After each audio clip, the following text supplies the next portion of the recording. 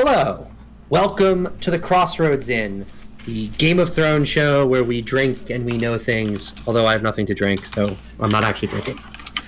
This will be our discussion of the second to last episode, the penultimate episode here of Season 7. What was this episode called? Beyond the Wall.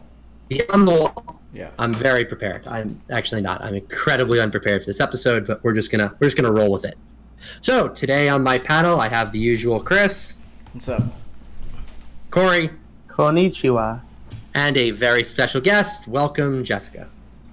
Hello. I gave you the picture All right. of Daenerys, like, crying, okay? I think that works. Don't. That's I think that works. too much right now. All right. So let's just kick things off with our initial thoughts. This was a pretty. This was episode of something. So why don't Jessica? You're brand new, so why don't you kick us off with your initial thoughts on this episode? With my thoughts. Initial thoughts, yeah. Well, initial thoughts. It's a little hard to articulate. I know we're doing a podcast, which is why I've been trying to keep the screaming noises inside my head instead of like actually audible to humans. So that pretty much describes it. I'm a little frustrated with Arya's weird character development pretty much since she left Bravos. I mean, like, I've justified it as much as I can, but like at this point I'm just gonna chalk it up to the show writers not having the dialogue that Martin wrote for them. And I mean, spoilers, but my smallest puppy died. So I'm gonna be really sad throughout this whole podcast. Although I mean the white dragon was definitely white as in the GH white, not the color white. Yeah, I mean, I thought that was always going to happen, but it still made me cry, so there's that. I'm really upset today. Fair enough. Chris, go ahead. So I feel like with the show, I'm trying not to be that arrogant, like, book reader who just says, oh yeah, the books are so much better, but god damn it. So, like, every episode, I'm like, I can't stop myself from watching the show in the way I watched the first 3 seasons, where it's like, oh, I could dig down deep into every single moment and every single piece of dialogue and every frame of every episode and figure out how it will like impact the rest of the series and all the books. And now I just can't. I keep trying to find a way to do it, and it just hurts. I'm in this like weird conundrum, but yeah, I don't know. We've gone full Michael Bay. That's all I'm gonna say. Yep. All right. Well, Corey, I saved you for last because it's going to be a fun episode, so why don't you give your initial thoughts? I thought it was the best episode of the season, and I thought it was one of the best episodes since Battle of the Bastards, and I'm sorry, I don't see a lot of the criticisms, and we will go over the criticisms, and I will try my best to counter it, but I really enjoyed this episode from top to bottom, and I thought all the stuff over the wall was just fun, just good old fun. I thought I understand people's complaints about Arya, but at the same time, I think it's just something that she's been dealing with against Sansa since episode 1. And I think a lot of this stuff is also Littlefinger's last hurrah before he kicks the bucket. So, again, I don't have a lot of bad things to say about this episode, and hopefully me and Mark don't kill each other. That's why you're on different sides of the internet right now. All right. So I've been somewhat up and down this season. If you are a viewer of Thoughts Montwoo, you know that I've been pretty positive when it comes to Avatar episodes. This was the worst episode of Game of Thrones I've ever seen. That's not hyperbole. This episode really upset me. There are so many things wrong with it on every level.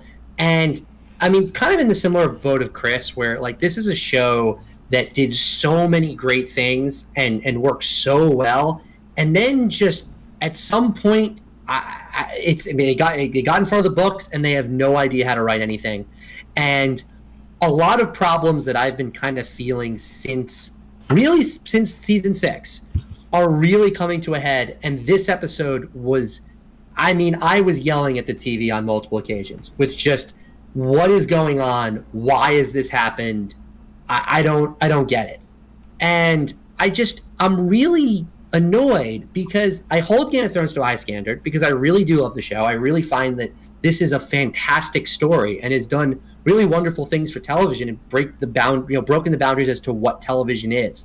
And you get an episode like this, and I think that on some level, what makes it so upsetting to me is it's an episode that I know a lot of people are going to like. And I don't want to pick on Corey here, but like this is an episode that someone like Corey likes, and I'm like, this was so bad. And I don't want it to be like this. I don't. Someone like Corey. Damn. I'm sorry. I'm gonna pick on Corey in this episode. What do you mean, you people? You people. What do you mean, you people? Yes, I mean you people. I mean that this episode to me was very poorly written, and I don't like the idea of rewarding a show like that says, oh, it's a terrible episode, or not terrible, but a genuinely subpar episode, and then people are like, oh no, it's great. Well, that's not. Then we get more bad stuff, and then we're in, and I mean, Chris opened with saying like we've gone full Michael Bay. To me, the two best comps are the Star Wars prequels and Batman v Superman, where yeah, there's some cool looking moments, and yeah, it looks cool, and yeah, it works in some level, in some ways, but the actual storytelling, if you step back and you take yourself out of the oh my god, I saw a dragon on stream fighting whites, you're like, wait a minute, this story didn't make any sense, and that's not good because Game of Thrones has always made sense.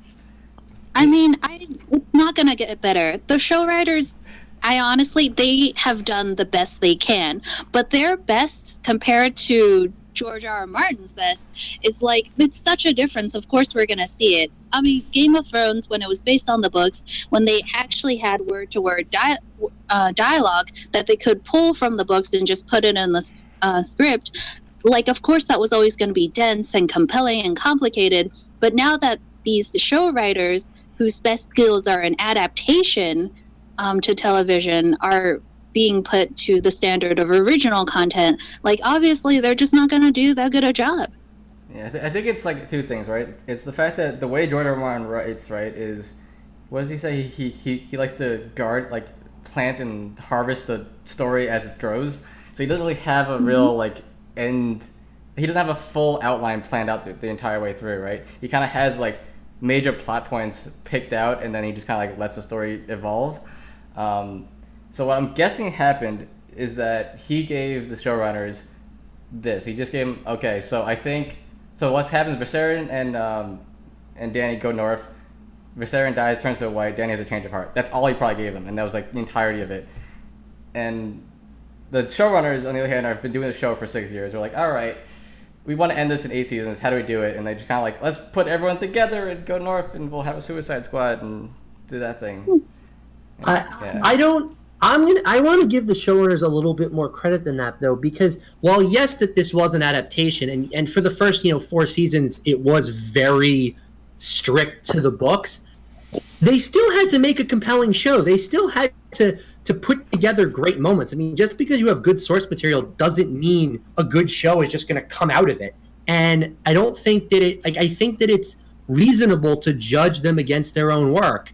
And this was not that.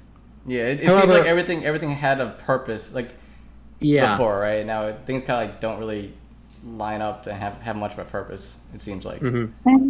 It was my impression that in the earlier season, everything that had a purpose, including the thing in the background, Cersei standing on whatever on the map, which I guess was anyways, I really think that most of that just came from the books. I mean, this George R. R. Martin, I think he said in an interview that he has a guy in Iceland who's some sort of super fan, and when he forgets details, he has a full team. He has a full team of people that catch things. Yeah, whenever I forget something, I emailed this one guy in Iceland who had just done nothing but compile an encyclopedia on my work. Where's this guy? What happened to that guy's cousin's bastard's aunt? The show doesn't have that. Was that some kind of weird dig at Dany and Jon? No, it's just that I've been thinking about it a lot.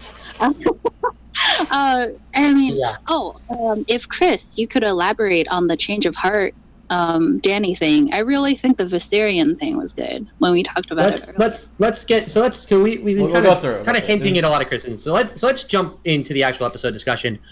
This episode really only had 2 things going on, so we're kind of just going to do each of them in full. So I want to start with Winterfell because I want to go through all the stuff beyond the wall second.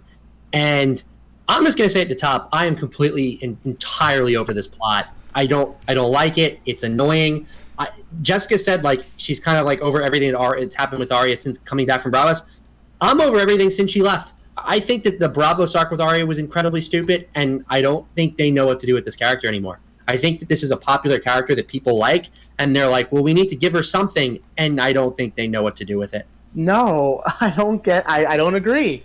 What you're seeing right now, I will bet money on it if need be, is Littlefinger's last scheme before he ends up dying, whether it's at Arya's hands or someone else's hands. But he's going to die. He's going to do one last thing, and this is the one last thing he's doing. He's trying to tear Arya and Sansa apart right now. But that's not. That's not right Arya. We're talking about Arya, not Littlefinger's thing. Just Arya's entire storyline. But right at the top, if you want to go on that, I get at that. They seem to act as though this letter is important, and I don't get it. No one would care about this stupid letter. She was a child. Arya, she has been married to every enemy of the North, period. There is going to be mistrust sown within the ranks, and it's going to really hurt her claim to Winterfell if something ever happened to Jon. The Northern Lords, who basically all said, sorry, Jon, we're not helping you. You're not in, we don't care. We're standing on our own, are going to say, oh my God, Sansa, when you were like 10 years old, you wrote a letter that Cersei made you write. Like, what are they talking about? This is silly. What do you mean 10 years old? She was older. However old she was. She was not an adult. And if all Sansa has to say is, Cersei forced me to write the letter. Like, the moment it was received, and I don't even Rob think... knew instantly, this isn't Sansa's words. Like, obviously it's not Sansa's words, it's the Queen's hand. It did convince the one person he was trying to convince, was Arya. That's the only one. That's the only one that mattered. I mean, like, but then Sansa's acting like anyone would care, and why is she acting like that? Like, why isn't she Arya? Go ahead, show it to everyone you want. I don't care. I really think Northerners might care, because if you think about the reason that Ned died and the reason that Robb died, basically they were trying to... Basically, they died because of their honor, because they did something that was strategically stupid because of their honor, and then they got killed for it. Whereas this is Sansa being like, strategically right now, the smart thing is to write this letter so they don't stab me, but it's kind of not honorable. So I think Northerners in particular might care a little bit. And I think the idea that Northerners would hold a child to that standard, I'm sorry. I'm not seeing it. Like 9 years old. What? All right, Corey, go ahead. Okay. Yeah, go ahead.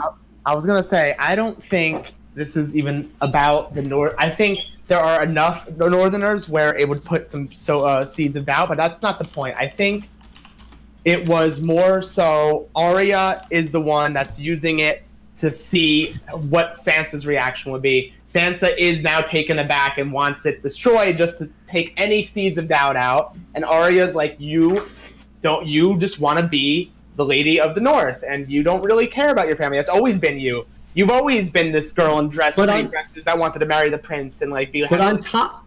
But on that point exactly, Arya, like, and even she referenced it today with the whole, like, the lying game, and that she's been trained in figuring out deception.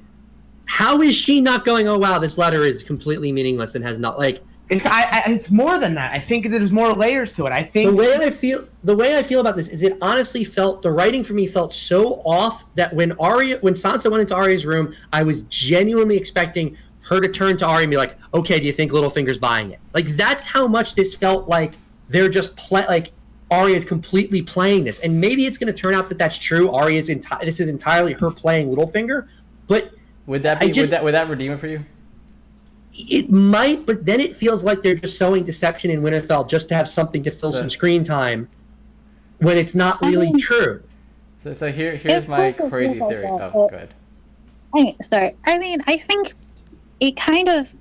I think they overdid it. They were a little bit on the nose, a little bit ham-fisted in developing this part of Arya's character. Of course, all of it has roots back to, even when Corey said, even back to season 1, when she and her sister just never got along and they always had different priorities. And now showing Arya as, they even said she was so hopeful when she got back to Winterfell, but she found that it really was a completely different, completely alien place to Arya now. And I think it makes sense to actually give Arya some depth besides like this little ninja that came back from a foreign land and now she's just killing everyone. And I think it gives some like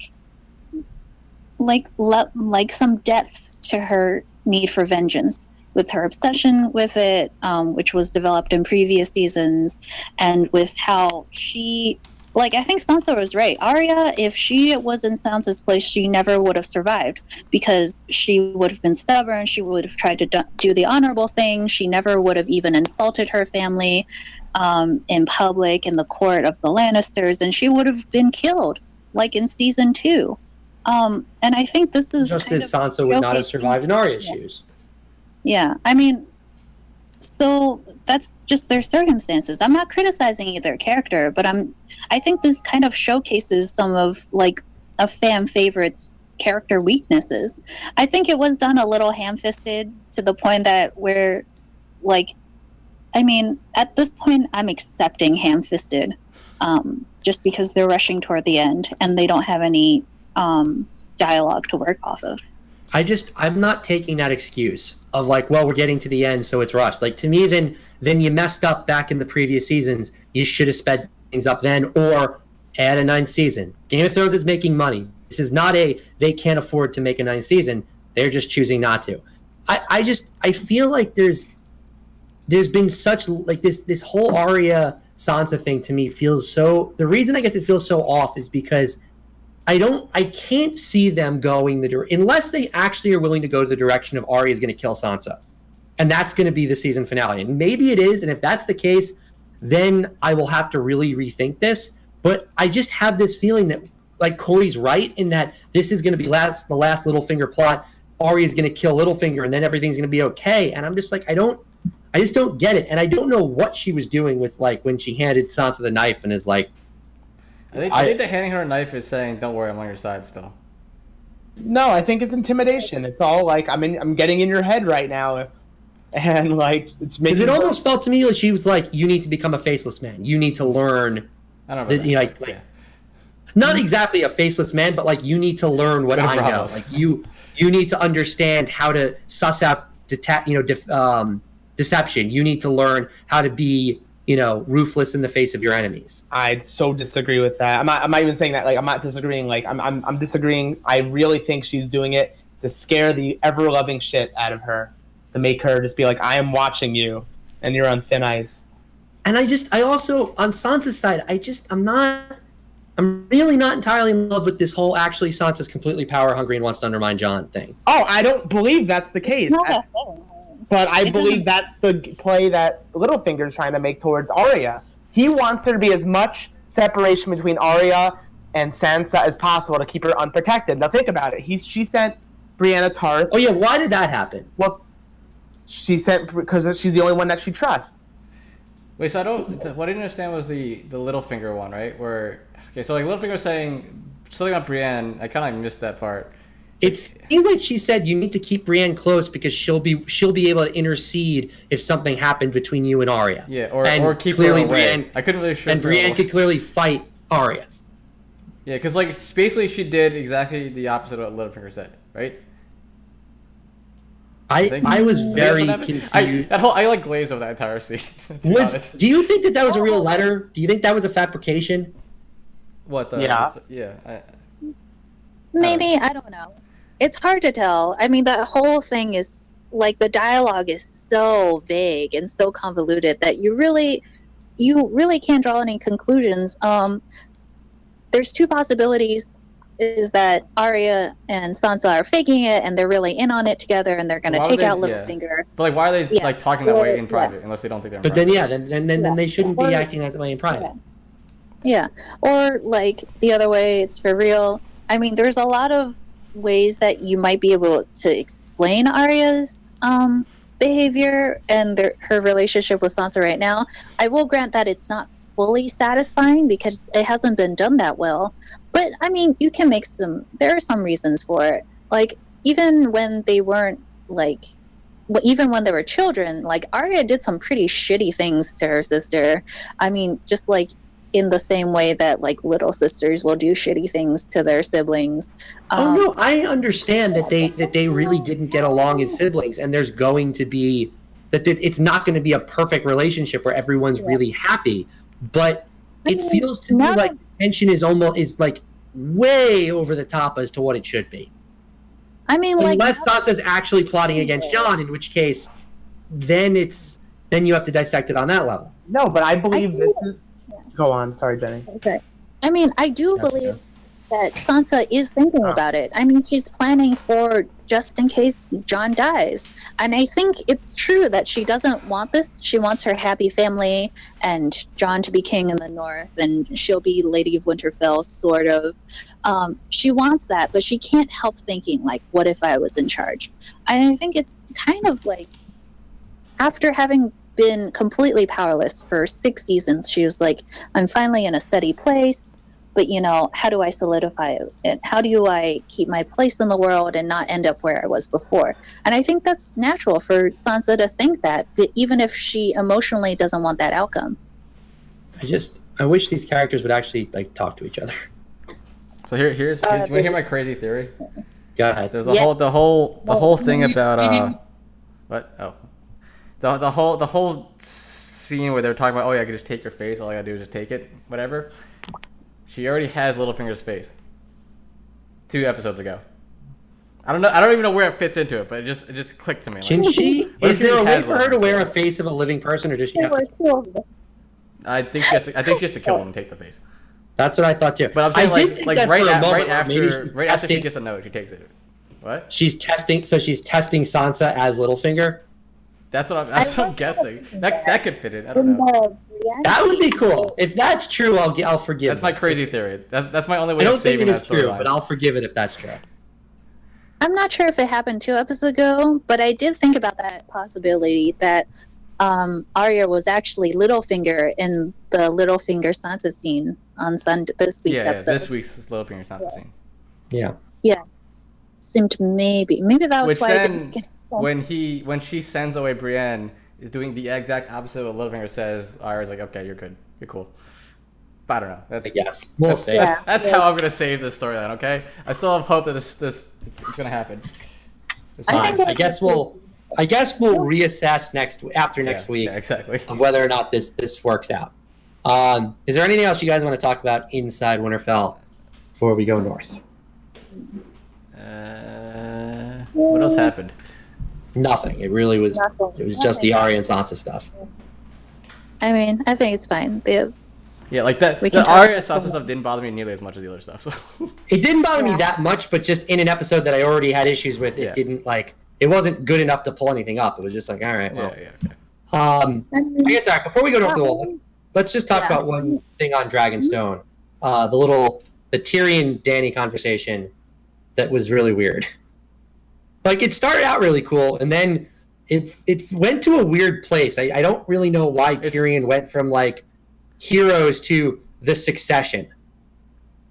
Yeah, that part kind of confused me, because what was he hinting? Was he saying that, like, if something happens to you, then the kingdom has no one? Or is he talking about himself, or is he talking about the entire kingdom? I think he's talking about the whole kingdom and all of her people, but also himself.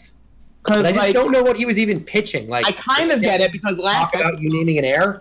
2 episodes ago, he saw her almost die, I guess. So I suppose I see his point, but at the same time, like, you wouldn't say that to any ruler. Like, no one went to Robb Stark and was like, yes, "Hey, who did?"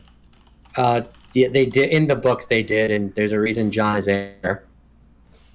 Okay, well, we were talking about the show. So, all right, well, that's fine. Yeah, but nevertheless, it's not common. You don't really normally see people going to other person, be like, hey, what happens if I don't do it and I die in a battle? Like, who's next? Like, no one. I mean, but that is a reasonably like. It's not that weird that this was talked about. It was just the conversation went in a very bizarre direction. That's what I'm saying. Yeah, and like he kept pushing it, and like she was getting defensive and like angry at him, and like I actually don't blame her for once. Like, it was pretty weird. I mean, I think was they actually needed fun to in this put episode. something about her kids. Like, I think they just needed to fit in a couple lines about her and her having children and her dragons being children and her not being able to have children. I mean, I really think because Dani was defensive about it, she brought it up more on her side of the conversation. And I also don't think it's strange for a king or queen's advisor to be like, look, you have no heir right now. This is a problem. Because I'm pretty sure that's like the number one issue of every king and queen. If the king is ruling and the queen is just like there, she has one job. Like, or if it's the other way around. Yeah. Oh no, I agree with you, and I like I said, I think that it makes sense that Tyrion would talk about this. It's just that the way the conversation went with like starting with talking about heroes and how heroes fall in love with Dani, and I want to talk a little bit about that in a minute, and then like you shouldn't have burned Randall Tarley. Oh, and you need to name an heir or figure out if you want democracy to be the lasting succession. I mean, I just thought the conversation was weird. I think what it was is the whole conversation was based around like just children, right? Killed Randall Tarley's line, and then talked about even threw in Jon, like her, like, hey, you like Jon, right? And then also threw in what happens after you die, what happens, like where are your children, shit like that. So it's all about setting up the idea of children. I mean, obviously it's all all about setting up the idea that her dragons are her children. Yeah, One's going to die, so she's upset. Yeah. So specifically on Corey, go ahead. I didn't say anything. It was Jessica. Oh, sorry. Oh, Jessica, go ahead. I mean, I really think the whole thing was, like, except for the Jon part. I mean, they threw that in as fan service, I'm pretty sure. But, like, the whole thing was just about how she was going to secure her role and what her legacy was going to be. And, like, burning the Tarleys, not having an heir, her methods not being conducive to a lasting legacy of the type that she wants. I feel I guess that makes sense. I guess it's not that. Like, that was one of the things that I actually liked from this episode. Like, I mean, I like the scene. I thought the conversation went in a weird direction. Specifically, though, on the little, like, all these men fell in love with you. Did you guys find it was kind of interesting that, like, Dani, like, talks about heroes, and when you really get it, like, Khal Drogo, Daenerys Naharis, Jorah are all, like, not really heroes. Like, they might be kind of brave and do kind of heroic things in times for Dani, but they're all pretty terrible human beings when you really get right down to it. They're the traditional idea of hero, I guess. Yeah, or like maybe like just like manliness and killing people and Strong performing feats. thing, yeah. But Khal Drogo does kind of brutally rape her. Jorah sells men into slavery. Daario is a sellsword who likes to kill people. Like, I just thought it was interesting putting Jon in that list. Yeah. The whole point of the show, Jon's different. Sorry, I go off topic forever complaining about how they depicted that rape between. Well, yeah, but I don't want to talk about. I don't want to talk about season 1 right now. Different podcast. Yeah, yeah. It's another day. So many things to say about it, but let's not right now. Sorry, I have feelings, and then things come out of my mouth. That's fine. All right, so now we can go north of the wall, and to me, you start off this episode, and I actually I felt really good at the start of the episode. They let it breathe. You actually had some fun little conversations. The characters all kind of talked through some of their issues, and things kind of worked. And you had some Torment being funny and the Hound, and it was like, okay, this is kind of what I liked about the show back in the day. And I kind of buddy cops thing. They actually let it breathe, and then they decided to inhale and not exhale for the rest of the episode. What are you talking about, Mark? What do you mean? What am I talking about? What I'm talking about is the moment they fight the zombie bear, which was cool. Whatever. I don't, it was a fight scene. Whatever. You even see the after, the inside episodes. Like, we just wanted to do a zombie bear for a long time. I know, and I'm okay with that. Whatever. Yeah, it's fine. Yeah. But the moment they see the lights, it just there's no pauses for anything, and that would be fine if it was actually one contiguous action in a short period of time.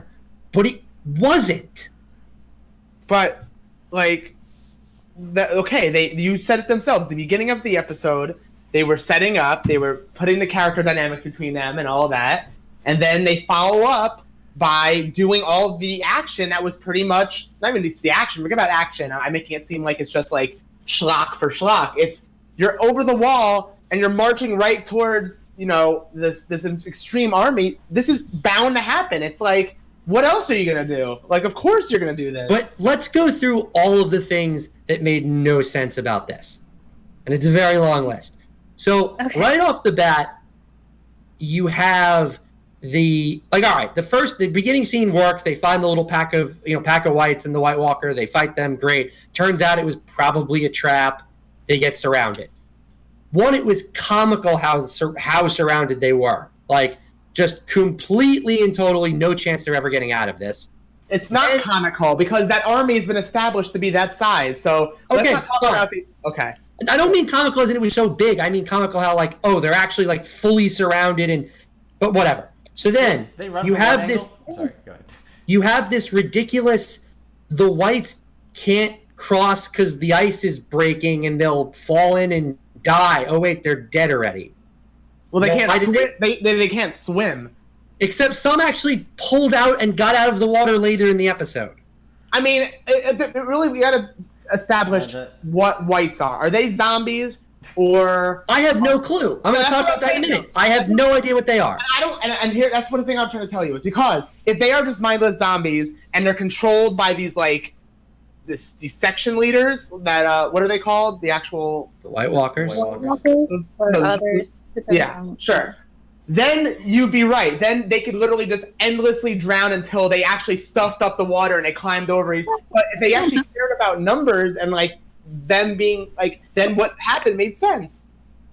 But then we have to keep going. So then he's like, "Oh, Gendry, go run back to the wall." Apparently Gendry's and he's like, "Oh, you're the fastest," which I guess Gendry's the fastest runner. But okay, whatever. Makes no sense since he's never seen snow before and should have no idea how to run in the snow. Yeah, but, man. Okay. The rowing cardio.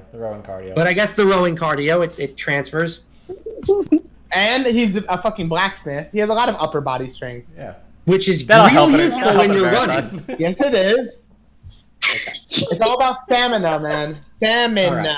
Right. Okay, sure. Whatever. I can accept that Gendry is the fastest. Of course, it's not like run back to the wall. It's run back to the wall and send a raven, which, again... He didn't send a raven. He collapsed at the wall, and then he just told what is time. He said a raven. That's all he said. But then, on top of that, you have the fact that these zombies that I guess are sentient are they're all just chilling. Oh, guess we can't cross. And what makes them cross is the Hound throwing a rock and them finding out, oh, maybe we actually can cross. Now let's discuss the best scene in the entire episode. Is the Hound throwing the rock and hitting that poor white. Can I actually having him rebound and stare? That was the best scene I think I've seen in Game of Thrones. I can actually. You like dumb scenes sometimes, Corey. This is the fucking. I was hysterical. You don't understand that the reaction of him where he just poop, and he was so pissed. All right, go ahead, Chris. So I can at least explain the stopping at the ice part, at least in my head. In my head, that the Night's King is a green seer because he could see Bran in his vision, so he at least has some sort of working not time travel, a vision type of thing. Right? Yes, he can kind of see the future. So in my head, all of this was a trap to get Daenerys to come to dragons. I'm glad you said that. I'm glad you brought that one up. Because the first thing is, if this was a trap, why did the whites go in then? Why not just sit there and wait for the dragons? What do you mean? Wait. Oh, go in. Oh, before the dragons show up, they start getting attacked. If this was a trap to get Dany to show up and save them, just chill. Why are you going in? That's a good point, but didn't think of that one. But the whole thing is the fact that Dany will want to go to the people she's trying to save. If you're not around the people she's trying to save, what are you gonna? Oh, I think there's a dragon over there. Let's run over there right now. They were so surrounded that the Hound could throw a rock and hit them. So they were close. What he's saying is when the Hound threw a rock at him, why even charge there at any point? If you want to go with it was a trap the whole time, which I kind of buy. I think that works. But then it got into that really silly TV show. Yeah. We need to have this, We need a fight. oh my God, they're all dead. Oh, nope, last minute they're saved. And that's not. Yeah. And Like, then on top of all of it, okay, Chris. I was gonna say the first part is that once that John killed that one White Walker, and all of the whites died except for Just one. I'm like, smoke oh, it's a PGR. fucking trap. I would just add more Akbar in my head, you know? I was like, oh shit, they're fucked. And then I ran through things. I don't know. No, I'm I don't sorry think so. to say- Why would they have one that's not controlled by that one guy? I agree that it was a trap. Yeah, but like like Right. the whole point is like if it was one white that was still animated, they knew that they were trying to take a white back. I think the white Yeah. one. How? Nah, I don't know. No, you don't I get it? really chalk it up to like Hollywood style convenience for the plot. Sure. I don't think it was a trap. I mean, like, and I don't think it was weird that they were that surrounded because the White Army has no reason to split up. It's not. They're just pushing south. They're not trying to like strategically create a vice formation or anything. Like, of course, if you find them, they're all gonna be in the same place. I don't think that's I'm not very saying. Which part do you complain about the surrounding? What I said about surrounded wasn't a like, oh, the entire army shouldn't have been there. That's fine. That's not what I'm annoyed about. It was just like it almost seemed so unbelievably screwed. Like they were so screwed. Like it just seemed like almost like, okay, we need to make this the absolute hardest possible thing for them to get out of, and then they get out of it, and then one person died, and it was Thoros, who's like the least important one of all of them. Not just one person died, okay? My man. smallest puppy died. We will talk about the healer dragon in a died. bit, but The healer went. But down. let's go on another level about this whole thing. So we had our little Suicide Squad. Did anyone besides John actually matter? Did the fact that any of those characters were there mean anything in the terms of the story? The point is, you have a lot of lovable characters that were established to be lovable in the first few scenes. Everyone knows. Everyone loves the Hound now. Everyone loves Tallman now. It was intense. As a viewer, you were sitting there, no, I don't want you to die. Please don't die. Please don't die. Please don't die. So, no, yes, in terms of story, John's the only one that really needed to make it out there alive. But in terms like, oh, I really don't want you to die, then everyone besides, I guess, the dude who died were... I'm not even saying like they did die, but like what was the fact that it was specifically Tormund, the Hound, Thoros, Beric Dondarrion, Gendry, Jorah. That I don't think that mattered. into I the think story they at all. needed some recognizable guys. The only thing I But cared about. I think maybe Thoros and Belric, and maybe the Hound. The Hound's got to come back. Those three, besides John, might have had a reason. The Hound needs to come back because for I was Resident Evil. expecting like the whole Beric being resurrected by R'hllor thing that was going to really come into play, and there was going to be all this stuff with that. No, it was just they wanted to have a guy with a flaming sword fighting whites. The fact that Beric didn't die kind of blew my mind because I thought the whole point of his entire story arc is coming back to life over and over again to go north of the wall to fight the Night's King. But it didn't. No, happen. because I thought that was the entirety of his story arc. we're talking about prophecies here. Like, so we could have, all of us here could assume that prophecies are meant to come true in the Game of Thrones universe, right? Like, you We see know that- prophecies come true. we Prophecies do. are real. So Yeah. if John is a part of this whole grand scheme prophecy, then everything just made sense this entire episode. Then, and your flaws and logic like just don't add up. Okay, yeah, the John part makes sense, but everybody No, except I'm not. for John. John makes sense to be there. That's Yeah. fine. I agree with that. What I'm saying is they picked. It feels like they picked a bunch of characters at random, and that was. And again, that's another thing that they don't do. Like, let's they say, did. for argument's sake, the group that went north of the wall was like Braun, Brienne of Tarth. Pick your other fighters. Would it have been any substantially different? But everyone there made sense in terms of the story. The Hound had the vision in the fire, so he felt the Why? need to go over. Why did the Hound have this Because vision? we're What talking was the about point? prophecies, destiny, and magic. We're in magic territory now. Not He everything had, is. but Yeah. the fact that the Hound was there was no like, oh, this was some emotional thing for the Hound having to like deal with ice, even though he's fire or so, like nothing. We just they wanted the Hound there because the Hound's a cool character. No, we're there because they actually established why he's there. He saw a vision in the fire in episode 1 of the season, and he has to go above the wall. That's not a good enough reason for me. I mean, I don't think that all of the plot lines and all of the prophecies and all of the plot hints from now on has to be completed and wrapped up perfectly by the first time they go beyond the wall. Like, obviously the Night King is still there. His whole army is still heading south. There's still plenty of time for everyone's storylines to wrap up. I mean, like, The honestly, thing is, I there wasn't kind of expecting is. some grand conclusion here. But for any of them. my point is that this gets at it was really cool, but it didn't mean anything. To me, I think John obviously makes sense. I think the Hound makes sense because having someone who's like fucking terrified of fire become the champion of goddamn light is kind of interesting. All right, doing cool shit there. Two.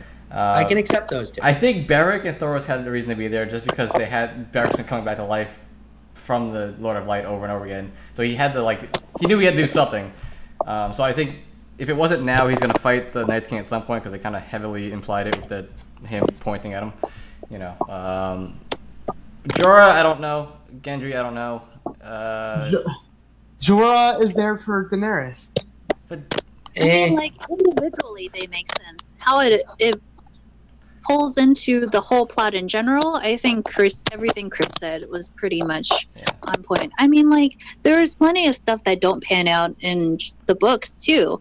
I mean, like, that's the whole point. Like, sometimes something significant happens, but like it doesn't turn out to mean anything. Like, that guy had purple eyes and he thought he was gonna get a dragon, but he died like 4 chapters after he was introduced. Like, there's stuff like that happens. You do what makes sense for that individual character, and sometimes it doesn't pull in perfectly to like this perfectly set up storyline. I guess I would have been more okay with it if they had actually gone the distance and killed Tormund and a few of them.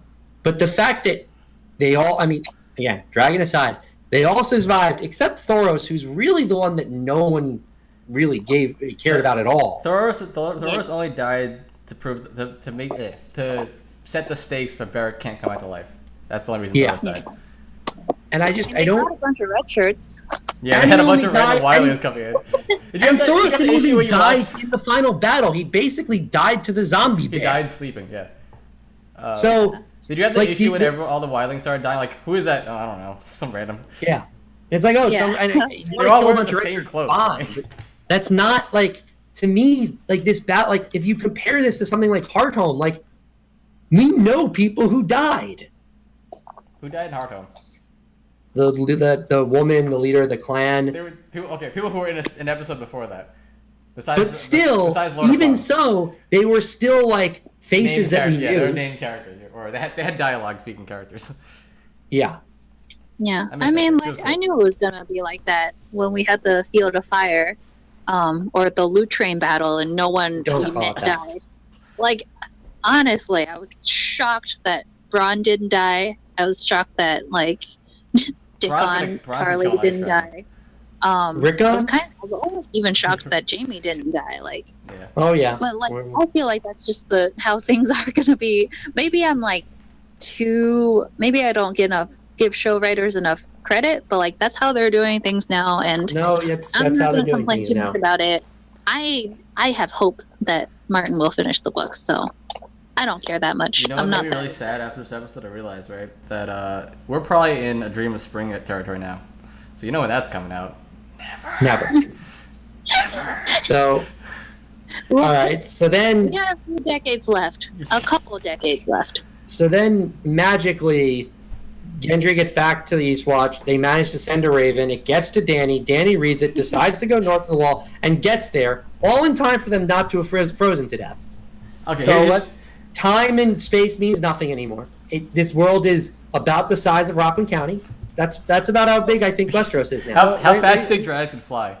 Do you think they're like jets? I mean, the dragons can fly pretty fast, but Gendry running and sending a raven, that's going to take time. How far do you think they traveled at the beginning of that? I don't think they traveled that far, honestly. I have no idea. One episode's worth, which is but they went. See, they went. There were multiple scenes of them traveling. So, for me, I've always kind of assumed that if you're going to have multiple scenes, and there clearly was a night and a day, that it was somewhat. I have no idea. If you bring out the map, which I'm not going to do right now, but I'm actually glad I'm bringing out the map right now. Between Hardhome and Eastwatch, is very small, so But- he could have been pretty close. Just to give him that Yeah. down. But the All right. the supersonic raven and the supersonic dragons are a little kind of. Can we agree that Westeros is the size of the United Kingdom? No. Here's the, Why do you? I could be okay with all the weird time traveling or speed of travel stuff because nobody understands how big this place is. George R. R. Martin doesn't understand how big it is. He's been inconsistent throughout all 5 books. So I'm just like, sure, I'll give him that. It just the fact is in previous seasons, like distance and time it took to move places and how you move between places meant so much. I mean, think about how much this story hinged upon Robb Stark needing to cross the Trident at that moment. Yeah. So, And he's like, so- well, we could go around. And he's like, no, we don't have time. We need to go through. And that's the entirety of Robb Stark's downfall is that decision. When it seems like now, oh, why don't you just go around? It would have taken an extra, I don't know, 15 I minutes. don't think it was he needed to go through it. It's just he needed to control it. He needed an Here we- ally there. But whatever. I have an answer for you I know what you're guys. talking about. King's Landing to Winterfell is 15,000 miles. I'm sorry, 1,500 miles. 15,000. 1,500. 1,500 miles. 100. So, Dragonstone is just east of that, and then Winterfell is a little bit north. So I'd say 2,000 miles, right? Is that All a right. fair number? Sure. 2,000 miles from the Wall to Dragonstone. So how fast do you think a Raven can travel? African Not- or European? Yeah. Never mind. I'd say all of that could be done within 24 hours. What we just saw. I think you're vastly overestimating how fast ravens fly. Yeah, I mean, I don't think he would be overestimating how fast dragons will fly. I mean, but there's also stuff like if they fly too fast, Danny will just peel off the back. Supersonic on the back. Those kind of physics are important should- even to George R. R. If, Martin. if the ravens are close to what they are now, it should take at least 2 days. And they probably brought extra food. Who knows how long they're I mean, they staying. can have food, On their but small island. hypothermia is a They- thing. Yeah. Especially considering some of them have probably never seen snow before. It didn't have any fire. Okay, well. Stop making me Yeah. pick this show apart more. I'm gonna I mean, keep killing I have to be because we're honest. not even done. Because I- we're not even at the I- worst part of it I, yet. okay. I have to say, like, all of these little inconsistencies, especially in this lake battle, now that I know that the little details are not indicative of a larger plot, I don't even care anymore. I would be totally honest. I don't care. Like, I'm just it was not cool, there yet. It was like I'm- kind of I still- enjoyable. That's my problem right now. Of Yeah. someone who's watched this show for 7 seasons, read the books, and have been picking apart the show for the last 7 seasons. It's hard for me not to do it. It's I'm just trying. like I'm if I- trying very you guys hard. are- not to. But the thing is, if I actually just say, okay, I'm going to stop doing it, that's me saying, okay, this is not as good as I thought it was. This is just a regular television show. Fine. And that's okay, but then I'm judging it, then I'm not going to judge it on the same level. I'm not going to think it's as good. Corey, you're currently muted. We lost him. Yeah, so I guess we lost Corey. So Danny shows up, and I guess we can talk about the major thing in this episode, the death of Rhaegal. No, And I know, it's not very I good. know I Jess- thought it was Rhaegal too, but it's Viserion. sorry, It drives me Viserion. nuts. Sorry, where Complain the fuck about was it later. Rhaegal? I don't know where Rhaegal was at all during this, but whatever. Let's ignore that. So Yeah. the death of Viserion. So Jessica, why don't you go take it away? How do you feel right now? I'll take it away. Okay, first of all, it's very reasonable that you thought it was Rhaegal because I also thought it was Rhaegal because they changed the eye color to green, which made me assume that they just made it like the egg color is the eye colors, though the audience could tell them apart. But actually, it was Viserion, which I don't know. I guess their CGI team was just like, look, let's just make them slightly different. We don't have time for this, or whatever. But it was Viserion. Maybe I can do a little eulogy at the end, but he was the most precious. He was the cinnamon roll in dragon form. I really think it was pretty well done. The way he kind of fell. I think it was a good parallel to when Drogon was hit by the scorpion, because they kind of got hit in the same spot, both by a flying projectile. Obviously, the end was very different. let's see. If we want to nitpick, I'd like to know who's like running the dragon pulling chain business north of the wall. Yeah, where they even got Where it. they get chains from? Yeah. They're Yeah. an army. They have Where did they buy them from? I actually, the Because chains I don't have a the problem with. I'm former totally president- fine with the chains. It could be magical, like White Walker chains. We saw giant chains that the King Beyond the Wall had to try and take the wall down. They have chains. I have no problem with the Night King having chains to pull the dragon out of the sea. That's like the smallest one. I think Chris talked about this one theory he had, which I think actually makes sense. It is like Martin level, sort of hinting at it. The fact that it was Viserion, who was named after Viserys, Dany's brother, died. Do you want to talk about it, or I can talk? If you about remember it, you could go for it. Okay, I'd be Go happy. for it. I'll just take credit yes. for it. Okay. You can say. Okay. So Viserys died because he wanted the throne. That he was like single-mindedly just like, I deserve the throne. I should have it. It's mine. You have to help me take it. And ultimately, that's why he died, because Drogo killed him because he was being so annoying. And I can totally see Dany, for all her like, I have dragons, I can do anything, it's mine by right. Although I think Dany's entitledness to the throne is more of a power play because that's all she had in the beginning. But I think it is a good thing now that she has all the power and she's still hanging on to that, like, I have to insist I'm the rightful heir. Now that Viserion has died, maybe she can just like go back to her original roots to like, I just want some power in the world so I can like have a home and have my freedom. So Change the world I think for the better. symbolically it works out. Yep. And later when Drogon fights White Viserion, could also be like Yep. Chris mentioned too, like when Drogo killed Viserys in real life. Yep. Because the dragons make sense. Yep, They relate dragons to the make people. sense. They relate to the That's people they're why- named after.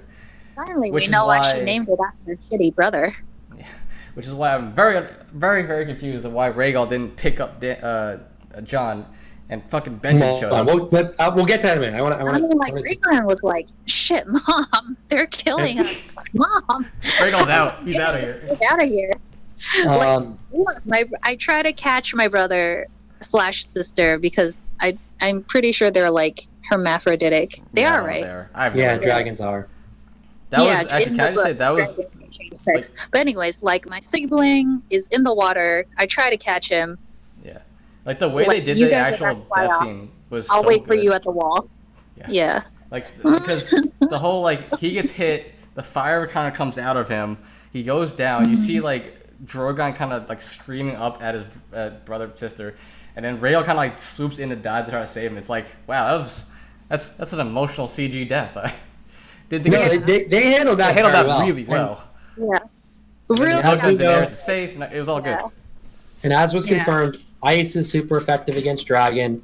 Fire might be super effective against ice when the dragons use fire type moves. They are dragon flying types and therefore extraordinarily weak to ice. What's good against Blue Eyes White Dragon? I really Um, want to know. Like, I don't know, what Corey, what's good against the blue eyes fire white is dragon? Viserion going to be breathing? Is he going to be breathing ice? How's that going to work? Clearly white lightning. Yes. White lightning. He's the blue eyes white dragon. He, in fact, is. he's now the blue eyes white dragon. He's got blue eyes. And he's a white dragon Yep. in both senses. Oh, Mark, Jokes Mark. write themselves. So the Night King is Kaiba, confirmed. Yes. This Yeah. is the all right. I take all my controversies back. If the Night King is Yeah. revealed to be Kaiba, then this is the best show of all time. You guys just have to have fun. You guys just gotta. Yeah. This guys gotta relax. Gotta relax. You know me. You guys are Yeah, freaking relax. watching My dragons soul is burning an fucking ice army with characters that you all love throughout all the seasons, like standing in the like. This is fun. Oh Have no. fun. Here's the Sure. Damn it. Like, I am But fun is I not don't- good.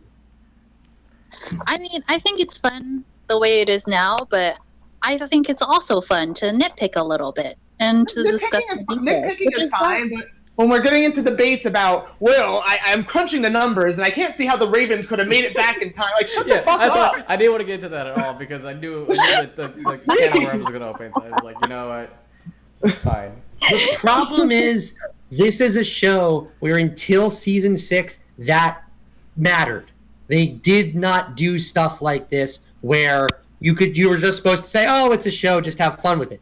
Game of Thrones said, no, we're going to ground everything in a certain logic. And then they stopped doing it, so now it's noticeable. And if you want to go to the just have fun, that's fine, but then I'm not considering this show on the same level that it was before. But like, I mean, I think some logistical things might be that way, but I think there is still hope for all of the character development. Like, and that was still a big part of it. That's like at least half of the fun of A Song of Ice and Fire is how the characters have developed. And I think ultimately we're still going to get those arcs, which is still like, I don't think it takes that much out of it to see like how the logistics have changed. Although I'm going to be honest, I did calculate how fast it would theoretically take for Bronn to have reloaded the Scorpion. I Googled it and everything. It's a minimum of 15 seconds, probably longer. That's faster than I thought it would Since be. he couldn't have done it. To load it after he hit Drogon. Yeah, that's I guess so. Wouldn't it take 3 people? Yeah, Okay, never mind. Nitpicking. Yeah, we're not going to that. We're not going there. We can do that. All right. According to Rome Total War. No. Final major piece of pile of dumb was, Jon fell in the water. Apparently you can't drown in Game of Thrones anymore. You fall in the water, no big deal. And then, rather than being saved by Rhaegal, the dragon named for his father, that would have made all the sense in the world. Instead, let's have him just pull himself out of the water, and then Benjen Stark shows up.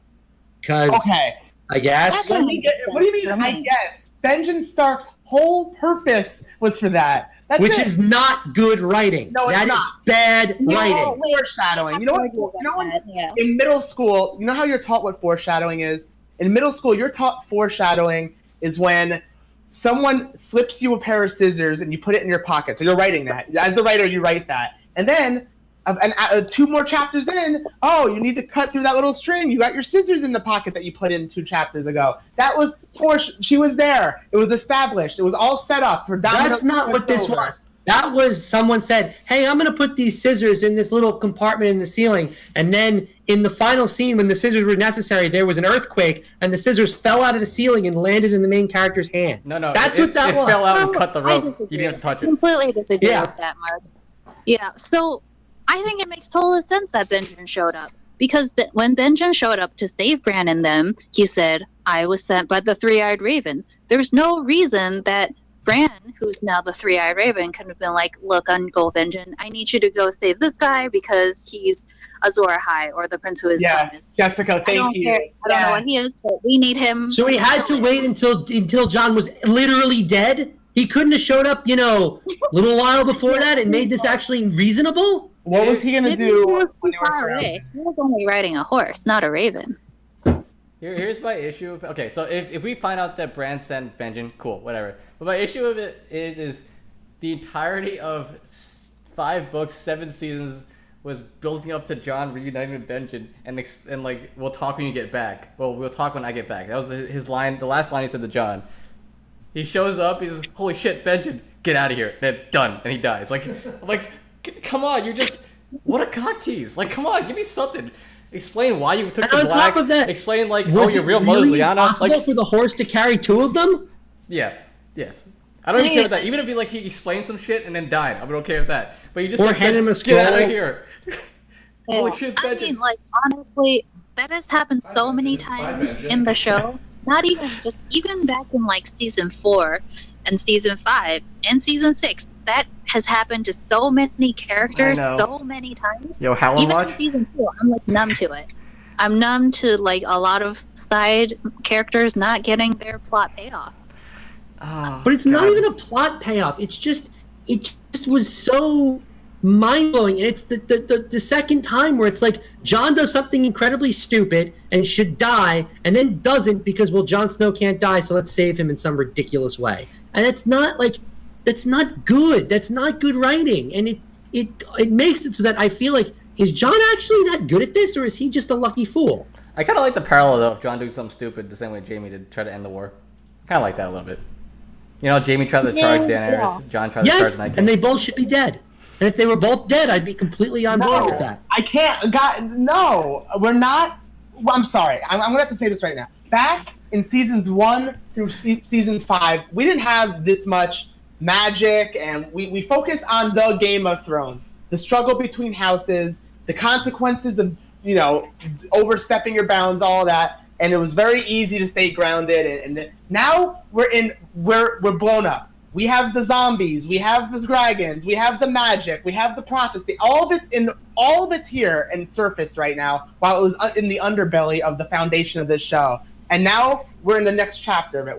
Maybe we shouldn't have done that. Maybe we didn't need this much magic. Talk to George R.R. Martin, because that's what he wrote. So like the no, he didn't write this. He very much didn't write this. So the thing that people always say is good about Song of Ice and Fire compared to all other fantasies, it kind of just doesn't follow the rules of fantasy. I feel like now we're starting to follow the rules of fantasy, because it's the forefront right now, but it wasn't the forefront back then. Yeah, but that's what I'm saying. Like I think George R. R. Martin would have actually that's a fundamental difference. It would have been way better. Did you have to say that again? I didn't hear it. Like the show, honestly, I don't think the show writers had much to go off of. Yeah. And they don't have the same sort of tradition breaking mindset as mine, because they don't have as much experience with the world of sci-fi and its tropes. Yeah, so obviously now that they're doing it on their own, they're gonna. That's why I think the show's lost some of its charm, because they lost the feel of George R. R. Martin storytelling. Did you guys like Lord of the Rings? I'm curious. Did you guys enjoy it? But I just don't understand. But I like Lord of the Rings. Lord of the Rings didn't start out every fantasy trope and tell a story grounded in a certain thing. Lord of the Rings is supposed to be a traditional fantasy story. Then we gotta. There's. I hate to say it. There has to be the vibe then. Because do you want Game of Thrones just to be about families and which family could end up winning the Game of Thrones? Yes. No, then you got to get rid of the dragon. No. You got to get rid of the White Walkers. I'm fine with that. I would actually be totally okay if that was the case. No. Well, we're not, and we this is the hand we were dealt since the first episode. The first scene ever in Game of Thrones is above the wall with White Walkers, and now we're finally at the point where this is all the forefront of the show. It's possible we've realized that was a mistake. No. Okay. Maybe this is a problem from the beginning. No. I don't think so. I think the White Walkers are a great part of the story, and it kind of puts it into perspective. Everyone's bickering over this, but we have this problem here, and we're all gonna die. And maybe in the end, it was pointless. I mean, I think that's a great part of the story. Yeah. And I mean, the fact that you don't like it, I kind of agree with Corey. Even though, I think really recent seasons could have been done much better, is that, the White Walkers are almost the center of this whole story. Even though the nice thing about A Song of Ice and Fire is that it just has so many branches. It has so many things going on. But, ultimately, it's we have these ice zombies to deal with, and we have to deal with them. There's just no way around it. No matter what other interesting things are happening in the world, this is a problem. Okay. So here's the way I see it. You could have storyline, whatever magical beings, that's fine. But the whole point of Game of Thrones for me and A Song of Ice and Fire, why it was so appealing, is it took the setting of Lord of the Rings, but made it so that, Aragorn can die at any point. That kind of shit was what's really appealing to the show about this series to me. So the fact that now it feels like Jon is Aragorn, it just doesn't. It feels like it's no longer the Song of Ice and Fire that I originally liked. You know what I'm saying?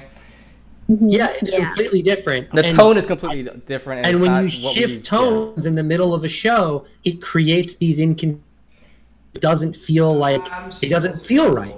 And maybe if this exact stuff was in a different story that started differently, it would be better, and I'd be okay with it. Yeah. But that's not true. That's not what happened.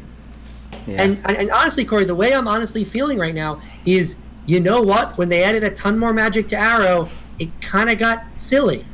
And it felt weird and out of place. And that's what this feels like. No, but here's the thing with Arrow. Arrow's problem wasn't the magic, and it wasn't the supernatural. It was being written poorly, and I don't think Game of Thrones is at the point where I could say to you it's being written poorly. I think it's being written poorly. Would you say there's a tonal shift though? Of course, and I'm embracing it because I knew that this was the bedrock of Game of Thrones from day one, and I knew eventually. I'm so Wait. against that idea. I think that's what do you think is the bedrock exact of Game of opposite. Thrones? Magic and dragons. I'm okay with the and magic. I'm giant saying the zombie tone armies. is more important than this. Like to me, I feel It's like the not tone is more about important than dragons the and White Walkers. It's just about the fact that this is not a traditional fantasy story, and now it is. I mean, we're here. I mean, we can't. We just can't keep doing what we were used to for these first. It's not. I'm not. My problem isn't exactly the magic. I'm not saying we need to have no White Walkers and no dragons. That's not what I'm saying. What I'm saying is the tone has shifted, and part of the reason the tone has shifted is because when they've introduced more fantasy elements, they've just said, "Let's go full bore fantasy. Let's have two main characters who 100% can't die, and there's no chance." Like, did you have any fear that John was dead? I mean, we're at the who knows part, but I thought there was like maybe not dead, but I thought there was a good chance they might have captured him. Who knows what they could have done. I mean, I thought there was zero chance that John could have died. That's why I'm upset, because in the past that wasn't true. I agree with you. I don't think he had a chance of dying, but I firmly think there was a chance that he could have been captured. Maybe they like turned him into his own version of like a White Walker. There's a few things they could have done with that. But they were never going to, because it was Jon Snow. And it's the same thing that happened with Jaime last episode, where it's like, yeah, there was no chance Jaime was going to die because Jaime needs to go kill Cersei and fulfill this prophecy. you think it's a problem because we've dissected the shit out of this series so much that like we know? Yes, you're probably right. Maybe this is not as bad as it seems to me right now, because if this was a different show, I wouldn't be analyzing it this much. But I'm a super fan, and that's what I do. And I started a podcast about this. I'm not going to change who I am because the show, for me, has lost a level of quality. And I don't think anyone's asking you to change who you are. I'm just saying right now, but like it was always here. It was always and now, right now, they're deciding to go the route of embracing the fantasy forefront. And you have so many pieces of the show that everyone's been excited for since episode 1, seeing dragons burning White Walkers over the wall and all these things that are finally coming together. And it's just, I think if you just accept that you could you hit it on the head right there for me. I don't think this show was ever really about dragons burning White Walkers north of the wall. I thought that was a fun addition to it, and it made it better, but it was not the point, and that feels like the point now. We need to have these super epic scenes. This entire season, the attack on the Euron's attack on Yara, yeah, really cool looking, but whatever.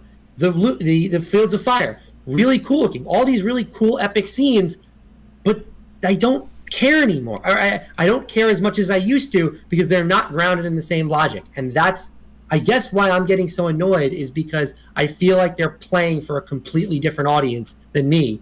And fine, I guess they are, and it is what it is. If you really love what they're doing, I'm not going to begrudge you for it. It's not what I wanted.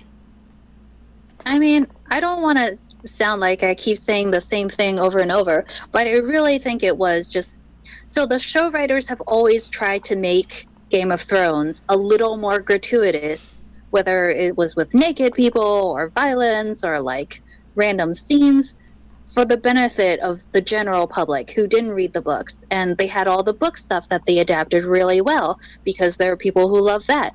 And right now, because they've run out of stuff, they've run out of little details to adapt, they've just fallen back on like the gratuitous coolness, which, I mean, I've been expecting it since probably like mid-season 5, end of season 5, so it doesn't bother me as much. Yeah, it's like you let them go off without George R. Martin to pull them back. I mean, look, that's a perfectly reasonable explanation, and I think you're right. That doesn't, for me, excuse the actual outcomes. That just says, okay, then I guess they picked the wrong showrunners, which, all right, they did, whatever. All right, let's not get, because we still have a few things we want to talk about. So let's end this like full on just screaming match. I'm sorry, it's been going a while, and we're gonna kind of keep going back to the same things over. Fuck me, I don't care. We're just gonna go through the same things over and over again. So we had one final scene with Jon and Dany's little sexy scene on a boat. Not entirely sure why they're on a boat and not just on Drogon, Fine, but yeah. whatever. Yeah. They wanted sexy scene on the boat. They're going with the ship, Mark. They're going with the ship. Go, Jesus. Sorry, guys, I had to make the joke. That's fine. So what do you guys think about, clearly they're about to sleep together? Gross. I mean, it's kind of nice. I mean, I'm not like You're another incest baby. I think that Dany and Jon together fulfills the Prince Who Was Promised prophecy. Whether they're sleeping together while they do that is not important to me. But I have to say that scene was actually kind of nice because you very rarely see, I don't think if ever, you've never seen a couple in Game of Thrones who like actually like each other and also don't have The any one scenes. time it didn't go so well for Rob. Okay, I still think that they didn't. I don't know. I never got the. We're not talking about Rob right impression now. they loved I each just other. said that there was But, a time like- they liked each other. I'm sorry to cut you off, but not right now. Well, no, it's fine. I mean, it was kind of nice, but I don't know. I didn't care too much, but it was kind of nice to watch because like two people are actually not like fighting or trying to kill each other. They just kind of like each other. It's like a little romantic comedy preview before you watch that movie full of like people trying to kill each other. A So- little bit of beauty in the gruesomeness. Yeah, just So, like so you have John, I guess bending the knee completely. And while I think it made perfect sense with John, I think this is really stupid on John's part because, like, as he kind of said, they don't have time for this, and for him to now have to go back to the north and be like, "Oh, guys, by the way, I bended the knee," and have to deal with the fallout from that, and then ask them all to like lead him into war. I kind of wanted Dany to be like, "I appreciate that, but I see now that maybe you bending the knee is not necessary at the moment. Let's deal with this after the." I mean, the but lights." the whole point of that was because Tormund said like, yeah, Mance didn't bend the knee, and now like everyone's fucking dead. Yeah. That was a little lame. I mean, like, I think it was a good exchange. There was no way Dany would have rejected that proposal because if you think about it, even That's all though she wants. Yeah. Yeah, I mean, I don't think it goes a little bit deeper than that because if you, I mean, this is the books, but like if you look at the dialogue, she never really believed in the birthright or anything. She might have said it to as a power move, but she never really believed in it because she saw what it did to Viserys and how they were treated growing up. And she only started getting into that idea when she was like, what if I could become stronger? What if I could just conquer everything? And this is the first time that someone has actually given her something Without her having to take that it. was part of her family's legacy without her having to kill them or set them on fire or set their masters on fire. This is the first time that like a Westerosi lord, quote unquote, has just accepted her on the basis of who she is. And I think that was definitely too much for Dany to be able to resist. Oh no, I don't think she would have. I think it makes perfect sense that she did it the way it is. I'm just sort of looking at this like purely strategically. Like I feel like if they're smart, they'll be like, maybe we'll keep this one to ourselves for a little while. I mean, Jon might do that. I don't know. We'll see. We'll see how it works. I'm thinking that maybe the Karstarks, that kid who's in charge of the Karstarks, might still be more on Jon's side. I don't know. Loyalty I don't to know. Northern Lords. Yeah. I I don't feel know. like the Northern Lords are At going to this be point, I pretty don't upset. know. And feel like the Sansa's going whole- to be pretty pissed. The whole Yeah. Like my idea of the North from the books is the whole North remember shit where like everyone is secretly plotting for the Starks, and I just don't feel that at all in the show. Oh yeah, Like I there's don't- no loyalty in the Yeah. show, but like in The the books, Northern I have, Lords I have no are major doubt that they're disappointment. gonna just like, I don't know, that whole Northern conspiracy stuff. I believe that 100%, but who knows? Yeah. Oh, so you think the other thing I was thinking is how Dany's supposed to be can't have children. You think magical John seed is gonna give her a child? I don't I mean, know in if the it's books, multiple can't she have Johnson. children now? Didn't she have her period on Drogon's back? I don't remember. I thought she had. I- Oh yeah, there's I the don't theory that she had a remember that miscarriage in the field or some shit. Yeah. Yeah. I mean, I think it's possible that the events of like the White Walker army and all of the prophecy shit will kind of fulfill the prophecy that Danny got from the witch who killed Drogo. Oh, what was the fuck? Well, isn't there like you won't have children until something bad happens? Like the yeah, the like sun the sets in the mountains from whatever. I think someone wrote a post about it on Reddit somewhere. All right, so here's the like- full prophecy. When the sun rises in the west, sets in the east, when the seas go dry and the mountains blow in the wind like leaves, when your womb quickens again and you bear a living child. Yeah. All right, so So the only somehow part the I whites are remember going to is- force the sun to reverse. Well, no, I mean it could be Happy Eclipse metaphorical. Right? Happy eclipse, They are- exactly. Yeah. No, the White Army is in Eastwatch, and they kind of bring like the long night / winter with them. So it's kind of like the sun The is setting. sun's setting in the east. Yeah, that's fair. And the That's an mountains blow. interesting- Okay, when the mountains blow and the wind like leaves, is when the hound kills the When mountain. the hound kills the mountain and the mountain's blood splatters everywhere. Yep. Well, I mean, he could just be a wisp of smoke. Like Sir Robert Strong, I'm pretty sure there's nothing inside that armor. And maybe once he dies, he'll just like. Yeah, maybe. Hey, like the Quickly. whites, you know, when John Yeah. killed the and Yeah. The Walker. All right, so Clegane Bowl is happening, Clegane Bowl's definitely I hope so. but we're not talking about that right now. So we're at 10:30, so we're gonna wrap this one up. Alright. So let's get into our final thoughts on our rating. We have a guest today, so I will go quickly through the rating scale. We are rating episodes between a 0 and a 10, a 5 being average and a 10 being perfect. We are rating it all of television, not just Game of Thrones. It's just an important thing to keep in mind. So Chris, why don't you kick things off? Final thoughts and rating. All right, so I guess all my thoughts have already been out there, but yeah, it's just the sad, arrogant book reader of someone who's dove way the hell too hard into this show, too hard into the books. I actually haven't reread them in a while, but yeah, so all that stuff of me trying to dig deep, and I know I can't anymore. I think the John Danny thing could be a little weird. It's a little weird.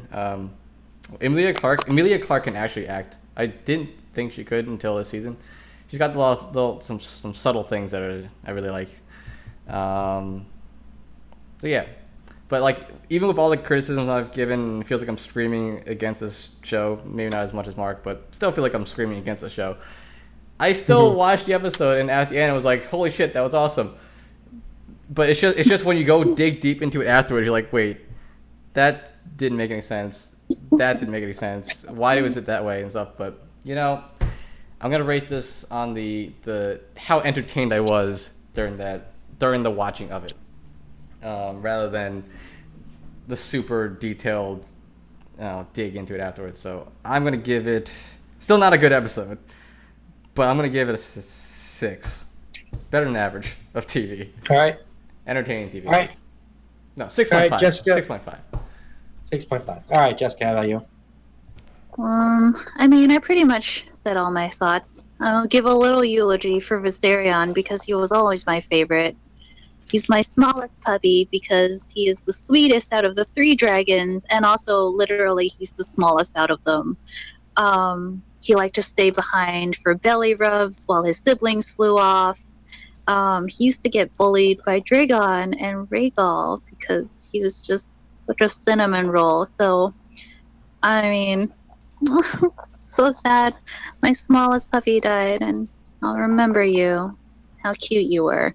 Even though you were a flesh-eating dragon, you killed a ton of people, but that's beside the point. For this episode, I mean, it was enjoyable. There were definitely parts where I just laughed because it was just it was kind of ridiculous, but I still really enjoyed it. So I'm going to give it like a 6.5. All right. Corey. I think you guys got to take a step back and reassess this show in some fundamental ways. Mark, I am like you. I am someone that enjoyed Game of Thrones enough to be on a podcast, read the books, and dive deep into the lore. I enjoyed the hell out of seasons 1 through 5 for what it was, and I'm on an equal front. I'm enjoying what I'm seeing today as equally, just on a different emotion that it's eliciting out of me than the cerebral stuff that we were getting earlier on. And I think there's room in Game of Thrones, not just fantasy, obviously, because there's all of this, but in Game of Thrones itself, I think there's room for both of what we've been seeing and what we're currently seeing. And I'm having a blast with the show right now. And most of the people I watch the show with seem to be on my side, where it's just like you sit there, you're watching lovable characters that have been established throughout a very long period of time, like go through these trials and tribulations, and you still have that edge. Maybe they'll die, maybe they'll get captured, maybe something extremely horrible will happen to them, but we'll see what happens. And now we just have an extra layer of all the stuff that we thought we'd see earlier on, with just dragons, with these giant battles going on above the wall, with all these little things that are just adding up right now and just being layered on top of all the things that we've already become used to with these characters that have been established. I think we're in a really good place right now, and I'm again, I thought this was easily the best episode of this season. I'm giving this a 9.2. This is the first episode that has really made me reevaluate this show, and I've honestly, like, this episode made me genuinely consider whether this is one of the greatest shows I've ever seen, or if this is actually just television. That's going to change. I'm going to come down off the ledge and go back and look at the first 4 to 5 seasons and go, wow, that was 4 and 5 amazing seasons of television. And it doesn't really matter what happened in 6, 7, and 8 and whatever. And it's possible they can turn this around. But I'm really annoyed at just how much they've changed this show and taken away what I think was the core engagement of the show and replaced it with just spectacle for spectacle's sake. And you know what? This show is better than that. This show is better than this, and that's really upsetting. So I'm going to give this episode a 4.5. I think this is below average television. This is clearly, to me, this is the worst episode of Game of Thrones. And I think that I'm honestly, like, I'm going to watch the finale. I'm excited, obviously, to see what happens, but I'm in this I want to see what happens mode. I'm not in this is going to be amazing. I'm so pumped for this amazing episode. I have no confidence that that the finale is going to be anything more than a really cool visual episode and whatever. And I think that this is what has been the case since it's things that have existed since season 6, and I've just now come to accept it. And maybe I'll accept it and I'll get to a sort of better place and say, you know what, it's entertaining. But I'm sorry, Game of Thrones was a lot better than that. And I think they need to really make some changes moving forward. So with that, thank you guys for tuning in. Thank you to my panel for being on the show. We really appreciate it. We will have one more episode of this, the Crossroads Inn, before the season ends. We're talking about doing something else, but we'll definitely have a break at the end of that. So one more episode of this. That said, there's always Thoughts from Mount Wu content to enjoy. If you like Avatar: The Last Airbender, check out our Avatar show. We're on a little bit of a hiatus from that just for a week or two because I'm going through some traveling, but we did just release an episode on Turf Wars Part 1, Legend of Korra comic, which, I really liked. So you can check that out, as well as our other 30 episodes. But we'll be back very soon with the Drill, which is an exciting episode. So really happy where that is. Really happy where this podcast is. I think it's been fun to get our thoughts out and been a little nice therapy for me to really complain about everything and feel a little better now compared to where I was last time. You released what you needed. You need to get off your chest a little bit. I got the as Braun would say, I got the poison out. Yeah. Oh, so I have all of these MP4s, so I'm gonna eventually release these audio. Yeah, so look for these on audio. I guess I'll put them up on the Thoughts from Mount Stitcher, or the SoundCloud, so you can find them there. Yeah. But with that, we will see you guys next week. Thank you guys for tuning in. SoundCloud is dead. No, all the audio's on SoundCloud. But isn't the website dead? Is it? Or no, someone saved it, right? It was gonna die. Someone saved it, I think. Okay, all right. It's up. I'm on it. Good. Sorry, I didn't mean to scare the shit out of you. I would. I paid a lot of money for this. Okay. All right. See you guys. Goodbye. Bye. Thanks, Mark, and everyone. Yep.